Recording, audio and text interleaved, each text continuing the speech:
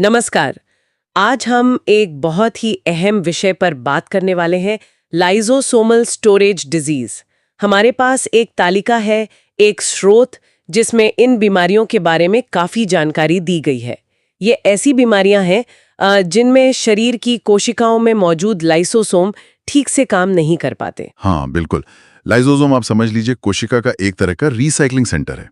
इसका काम होता है पुराने या बेकार पदार्थों को तोड़ना। अब इन बीमारियों में क्या होता है कि कोई एक खास एंजाइम मतलब एक प्रोटीन जो काम करता है वो या तो होता नहीं या बहुत कम होता है। अच्छा, तो अगर वो एंजाइम नहीं है तो फिर क्या होता है? तो जिस पदार्थ को उस एंजाइम को तोड़ना था वो टूट नहीं पाता और वो फिर लाइसोसोम के अंदर ही जमा होने लगता है। आप सोचिए जैसे रिसाइकलिंग सेंटर में कोई एक मशीन बंद हो जाए तो उसका वाला कचरा जमा होता जाएगा। और यही जमा हुआ पदार्थ फिर कोशिका के काम में और धीरे धीरे पूरे शरीर के काम में दिक्कत पैदा करता है। इससे अलग अलग लक्षण दिखते हैं। समझ गई। तो ये जो तालिका है इसमें कई तरह की बीमारियां हैं, जैसे स्फिंगोलिपिडोसिस और म्यूकोपॉलीसैकेराइडोसिस भी, और हर एक के लिए बताया है कि क्या लक्षण है, कौन सा एंजाइम कम है, क्या जमा हो रहा है और ये बीमारी विरासत में कैसे मिलती है। हाँ, और एक दिलचस्प बात यह है कि ज्यादातर बीमारियां ऑटोसोमल रिसेसिव हैं, मतलब AR। इसका मतलब हुआ कि बीमारी तभी होगी जब बच्चे को माँ और पिता दोनों से वो डिफेक्ट वाला जीन मिले। लेकिन कुछ एक्स लिंक्ड रिसेसिव यानी XR भी हैं, वो थोड़ी अलग तरह से पास होती हैं। चलिए एक उदाहरण देखते हैं। स्फिंगोलिपिडोसिस में टे-सैक्स डिजीज का नाम है। इसमें लिखा है कि नर्वस सिस्टम धीरे धीरे खराब होता जाता है, मांसपेशियों में बहुत तेज रिफ्लेक्स होते हैं और आंखों में मैक्यूला पर एक चेरी रेड स्पॉट दिखता है। गैंग्लियोसाइड जो एक तरह का फैट है। पर यहीं पर एक और चीज है, एक और बीमारी है नीमन-पिक डिसीज। उसमें भी ये चेरी रेड स्पॉट दिख सकता है और साथ में लिवर और स्प्लीन भी बड़े हो जाते हैं, मतलब हेपेटोस्प्लीनोमेगाली। अरे, तो फिर दोनों में फर्क कैसे पता चलेगा? अगर लक्षण कुछ मिलते जुलते हैं तो? फर्क पता चलता है कि कौन सा एंजाइम कम है और क्या जमा हो रहा है। नीमन-पिक में स्फिंगोमाइलिनेज एंजाइम की कमी होती है और जमा होता है स्फिंगोमाइलिन। तो आप देख रहे हैं लक्षण ओवरलैप कर सकते हैं, लेकिन वजह एकदम अलग है। इससे डायग्नोसिस मुश्किल हो जाता है कभी-कभी। हाँ, ये तो है। अच्छा, अब गॉचर डिसीज देखते हैं।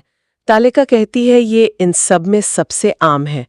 इसके लक्षणों में भी हेपेटोस्प्लीनोमेगली है, खून की कमी है, पैनसाइटोपिनिया, हड्डियां कमजोर होना, ऑस्टियोपोरोसिस और हड्डियों में दर्द के दौरे मतलब बोन क्राइसिस। और इसमें खास तरह की गॉचर सेल्स भी मिलती हैं। हाँ, ये गॉचर सेल्स जो हैं, ये असल में मैक्रोफेज कोशिकाएं होती हैं जो ग्लूकोज सेरेब्रोसाइड से भर जाती हैं। ये वही पदार्थ है जो जमा होता है क्योंकि ग्लूकोसेरेब्रोसाइडेज एंजाइम कम है। माइक्रोस्कोप में ये कोशिकाएं सिकुड़े हुए टिश्यू पेपर जैसी दिखती हैं। काफी खास पहचान है इनकी। अच्छा, पर गॉचर के लिए अच्छी बात ये है, जैसा तालिका में भी लिखा है, कि इसके लिए इलाज उपलब्ध है। एंजाइम रिप्लेसमेंट थेरेपी, मतलब लैब में बना हुआ एंजाइम मरीज को दिया जाता है। ये तो बहुत ही अच्छी खबर है। चलिए अब दूसरी कैटेगरी पर आते हैं, म्यूकोपॉलीसैकेराइडोसिस। इसमें हंटर सिंड्रोम का जिक्र है। लक्षण है विकास में देरी, सांस लेने में दिक्कत और लिवर स्प्लीन का बढ़ना। और यहाँ एक नोट भी है कि एक और मिलती जुलती बीमारी है हर्लर सिंड्रोम, लेकिन हंटर में उसके जैसे आंखों की कॉर्निया में धुंधलापन नहीं होता, पर हाँ बच्चों में गुस्सा या आक्रामक व्यवहार दिख सकता है। हंटर सिंड्रोम में इडुरोनेट 2 सल्फेटेज एंजाइम की कमी होती है। ठीक है। इसकी वजह से हेपेरिन सल्फेट और डर्मेटन सल्फेट नाम के पदार्थ जमा होते हैं। ये जटिल शुगर मॉलिक्यूल है।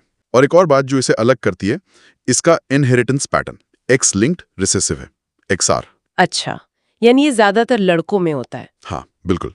ये जीन X क्रोमोसोम पर होता है, तो ये इसे बाकी ज्यादातर ऑटोसोमल रिसेसिव बीमारियों से अलग कर देता है, जो हमने अभी डिस्कस की। तो अगर हम सारी बातों को समेटें तो लाइसोसोमल स्टोरेज डिजीज क्या है? ये आनुवांशिक बीमारियां हैं जिनमें एक खास एंजाइम की कमी से लाइसोसोम में कोई पदार्थ जमा हो जाता है ना? एकदम सही। और हमने देखा कि लक्षण कितने अलग अलग हो सकते हैं। नर्वस सिस्टम से लेकर हड्डियों तक, लिवर, स्प्लीन, सब पर असर पड़ सकता है। हर बीमारी की अपनी एक पहचान है, एक खास एंजाइम की कमी और एक खास जमा होने वाला पदार्थ। बिल्कुल। और अगर हम थोड़ा बड़ा सोचें तो इन दुर्लभ बीमारियों का अध्ययन असल में हमें ये सिखाता है कि लाइसोसोम सामान्य रूप से कैसे काम करते हैं और हमारी कोशिकाएं कितनी बारीकी से काम करती हैं। ये समझना कि बस एक एंजाइम की कमी कैसे पूरा का पूरा सिंड्रोम बना देती है, ये न सिर्फ डायग्नोसिस के लिए बल्कि इलाज ढूंढने के लिए भी बहुत जरूरी है। जैसे हमने गौशर के केस में देखा कि इलाज संभव हुआ। हाँ, ये बात तो है। और ये हमें एक बहुत महत्वपूर्ण सवाल की तरफ ले जाता है, क्योंकि इन बीमारियों का जेनेटिक आधार इतना स्पष्ट है, तो भविष्य में जीन थेरेपी या और बेहतर एंजाइम थेरेपी क्या कर सकती है? इन बीमारियों से जूझ रहे लोगों के लिए ये तकनीकें कितना बड़ा बदलाव ला सकती हैं, ये एक सोचने वाली बात है जिस पर आगे बहुत काम होना है। बिल्कुल, इस पर और रिसर्च और विकास की बहुत जरूरत है।